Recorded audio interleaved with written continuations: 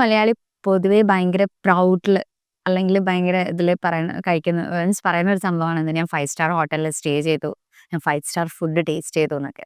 But normal ഫുഡൊന്നും വലിയ difference ഒന്നും ചിലപ്പോൾ ഉണ്ടാവില്ല. But that gives A proud moment.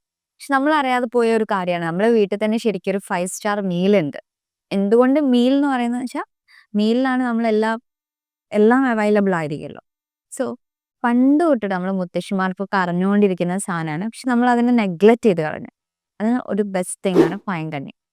എങ്ങനെയാന്ന് വെച്ചാൽ ശരിക്കും നമ്മൾ വിചാരിക്കും അത് ഭയങ്കര സ്റ്റാർച്ച് ആണെന്ന്.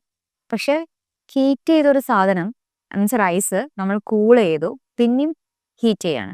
അപ്പോൾ ഈ സ്റ്റാർച്ചിനെ റെസിസ്റ്റൻസ് സ്റ്റാർച്ച് ആയിട്ട് കൺവേർട്ട് ചെയ്യുന്നുണ്ട്. റെസിസ്റ്റൻസ് സ്റ്റാർച്ചിന് എന്ത് കുറവായിരിക്കും? ഷുഗർ സ്പൈക്സ് കുറവായി.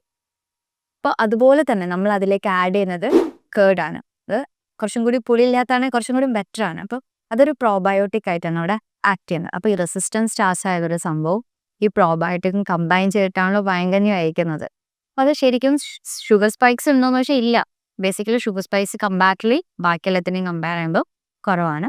ഡൈജഷൻ ആണെങ്കിലോ ഭയങ്കര ഗുഡ് ഡൈജഷൻ ആയിരിക്കും. എന്ന് വെച്ചാൽ സ്ലോ ഡൈജഷൻ മാത്രമല്ല, എന്ന് വെച്ചാൽ നമ്മളെ വയറിന് കുറച്ചും കൂടി കംഫർട്ടാണ്.